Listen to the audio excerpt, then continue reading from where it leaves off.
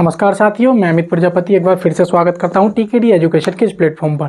दोस्तों, रेलवे में एक नई वैकेंसी आई है जो कि अप्रॉक्स में 55 से 60 हज़ार वैकेंसी देखने को मिल रही है। ये मैं आपको बताऊंगा कि कब से आवेदन कर सकते हैं। दोस्तों, ये ऐसी वैकेंसी है कि भविष्य में कभी भी इतनी बड़ी संख्या में ये वैकेंसी अब नहीं देखने को मिलेगी, क्योंकि रेलवे ने जिस प्रकार का पैटर्न अपना लिया है। ये लास्ट चांस है आप लोगों के पास, इसलिए वीडियो को ध्यान से सुनना और सारी बातें एक बार अच्छे से समझ लेना, क्योंकि इस वीडियो में मैं आप लोगों को आयु, योग्यता और एग्जाम पैटर्न पूरा एंड तक का, जब तक ज्वाइनिंग तक का क्या क्या चीज़ें होनी चाहिए, क्या प्रोसेस रहेगा, सारा बताऊंगा। दोस्तों, यदि आप चैनल पे नए हैं तो चैनल को जरूर सब्सक्राइब कर लेना। यदि आप लोगों ने ITI की है, पॉलिटेक्निक की है, तब तो जरूर सब्सक्राइब कर लेना, मिस मत करना। सोचने में बिल्कुल भी टाइम वेस्ट मत करना, क्योंकि इनसे रिलेटेड ही मैं ज़्यादातर जो जॉब्स हैं उन की वैकेंसी का वीडियो लाता रहता हूं। दोस्तों, तो आइए हम वीडियो को स्टार्ट करते हैं। दोस्तों, क्या सारी चीज़ें रहने वाली हैं। दोस्तों, यदि आप लोग RPF कांस्टेबल या ग्रुप D की तैयारी कर रहे हैं दोस्तों, तो ये चक्षु प्रकाशन की एक बेस्ट बुक है, जिससे आप अपनी तैयारी और भी मजबूत कर सकते हैं। दोस्तों, इसमें आपको मिलेगा क्या, ये विज्ञापन संख्या 2024 के अकॉर्डिंग है। 20 प्रैक्टिस सेट, 5 सॉल्व पेपर और 2500 क्या है ऑब्जेक्टिव क्वेश्चंस। और इनकी और बुक्स हैं, जैसे कि रेलवे रीजनिंग है, रेलवे मैथ्स है, रेलवे सामान्य ज्ञान। इसको आप ऑनलाइन परचेज कर सकते हैं। इसका जो लिंक है मैंने नीचे डिस्क्रिप्शन में ऑलरेडी दिया है, वहां से जाकर आप इसको परचेज कर सकते हैं। दोस्तों, तो ये जो नई वैकेंसी है दोस्तों, ये रेलवे ग्रुप D की वैकेंसी है और बहुत बड़ी संख्या में वैकेंसी देखने को मिल रही है। यदि आप लोगों ने ITI किया है तो बहुत ध्यान से सुनना, इत्मीनान से सुनना। आपने LP का भी दिया होगा, टेक्नीशियन का भी आप दोगे, और साथ ही साथ में आप लोग ये समझ लिए RPF सारे एग्जाम दे रहे होगे, NTPC, ग्रेजुएट, अंडर ग्रेजुएट, तो आपकी तैयारी इस लेवल तक पहुंच जाएगी कि ये ग्रुप D बहुत आराम से निकाल ले जाओगे आप। तो मेरी बात को 2 मिनट बहुत गहराई से समझना।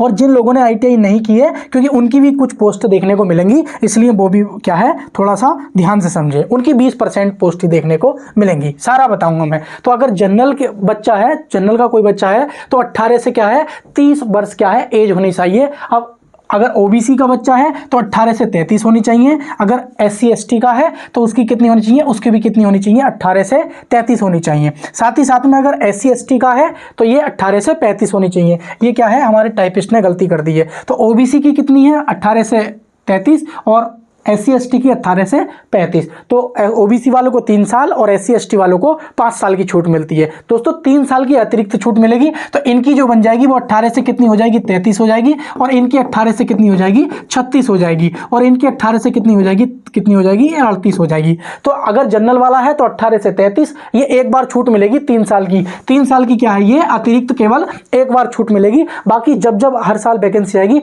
तो जनरल वाले 18 से 30, OBC वाले 18 से 33 और SC ST वाले 18 से 35। इस बार 3 साल की अतिरिक्त कोरोना की वजह से एक बार छूट मिल रही है, तो इसलिए जनरल वाले 18 से 33 और OBC वाले 18 से 36 और SC ST वाले 18 से 38 एज वाले क्या है इस फॉर्म को फिल कर पाएंगे। आगे हम बात कर लेते हैं शैक्षणिक योग्यता क्या रहने वाली है आपकी। तो शैक्षणिक योग्यता की अगर हम बात करते हैं तो यदि आपने 10th पास किया है तब भी आप फॉर्म फिल कर पाएंगे। यदि आपने ITI 10th के साथ की है तब तो और भी अच्छा अपॉर्चुनिटी आप लोगों के लिए, क्योंकि आपकी वैकेंसी ज़्यादा देखने को मिलेगी, इसलिए आपकी कट ऑफ कम जाएगी, इसलिए आपके सिलेक्शन के ज़्यादा चांसेस रहेंगे। अब बात कर लेते हैं हम सिलेक्शन प्रोसेस की। तो सिलेक्शन प्रोसेस जो है आपका 4 फेज में होने वाला है। सबसे पहला जो आपकी फेज होगी ये CVT होगी, जो कि केवल एक ही पेपर होगा, रिटर्न परीक्षा। तो उस पर आपको क्या क्वालिफाई करना पड़ेगा, उसको आपको PST है, 1 किलोमीटर दौड़ और क्या है वजन लेकर कुछ चलना पड़ता है, तो वो सारा मैं आपको इस वीडियो में बताऊंगा। उसके बाद आपका डॉक्यूमेंट वेरिफिकेशन होगा, उसके बाद आपका क्या है मेडिकल टेस्ट होगा। तो ये कभी कभी क्या है कि एक ही दिन में हो जाते हैं, लेकिन मेनली जो है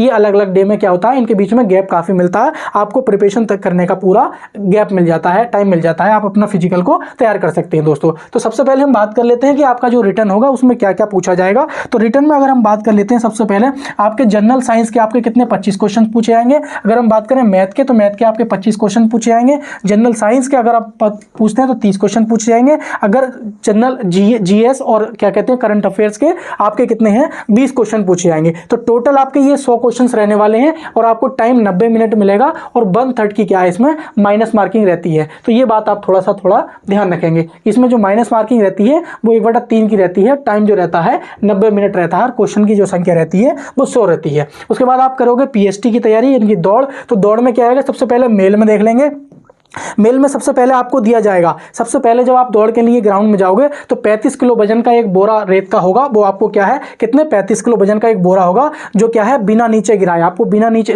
रखना है, थोड़ी इतनी ऊंचाई पे होता है, उसको उठा के आप इजीली आराम से उठा सकते हैं, ऐसे नहीं है कि नीचे से उठाना पड़ रहा है, तो इजीली यहाँ से आप उठा सकते हैं, थोड़ी ऊंचाई में टेबल वगैरह होती है, वहां से आप बोरा आराम से, और 2 मिनट में क्या है आपको कितना चलना होता है 100 मीटर चलना होता है, तो ये नॉर्मली 1 मिनट में सब लोग क्वालिफाई कर जाते हैं। 1000 में से एक आध बच्चा होता है जो जानबूझ के वो गिराता है, वरना 1000 में से 900 क्या है 99 क्वालिफाई कर जाते हैं। ठीक है, उसके बाद आपको करना पड़ेगा कि एक किलोमीटर यानी कि 1000 मीटर का मतलब हुआ 1 किलोमीटर की दौड़ करनी पड़ेगी, ये 4 मिनट 15 सेकंड में करनी होती है, कितने 4 मिनट 15 सेकंड में। अगर हम फीमेल की बात करते हैं तो सबसे पहले उनको 20 किलो का एक बोरा देना होगा, बोरा उठा के 100 मीटर ले जाना होगा, उनको टाइम जो मिलता है उनको 2 मिनट का टाइम मिलता है, टाइम उतना ही रहता है लेकिन वजन उन्होंने 20 किलो, तो आराम से सब क्वालिफाई कर जाती है इसमें। उसके बाद होगी उनकी दौड़, 1 किलोमीटर की दौड़ होगी, ये 5 मिनट 40 सेकंड, तो ये इनको लड़कियों को अच्छा खासा टाइम दे रखा होता है। तो उसके बाद आपका जब ये भी क्वालिफाई कर जाते हो तो उसके बाद डिपेंड करती है कि CVT 1 में आपने कितना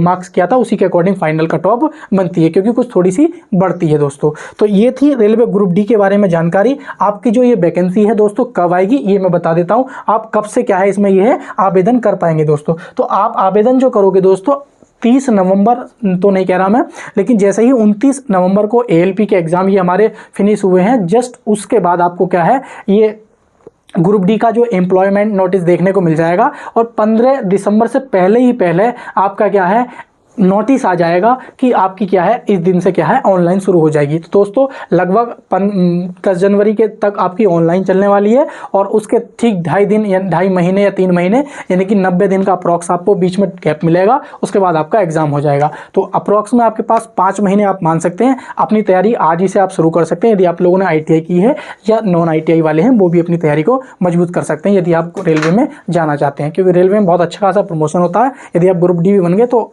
आप ऊपर भी पोस्ट ले सकते हैं, किसी तरीके से बस सेलेक्ट हो जाएं। तो ये ना सोचे कि ग्रुप छोटी पोस्ट है, मुझे तो ALP में होना था या टेक्नीशियन में होना था, तो ये बहुत अच्छी अपॉर्चुनिटी है। यदि आपका ALP में नहीं हो पा रहा है किसी वजह से तो आप यहाँ पे कर सकते हैं दोस्तों। तो यदि चैनल पर नए हैं तो चैनल को जरूर ज्वाइन करें, वीडियो अच्छी लगी हो तो लाइक करें और कमेंट जरूर करें। यदि आपका कोई डाउट हो तो उसका पर्सनली मैं आपका रिप्लाई दूंगा। थैंक यू साथियों।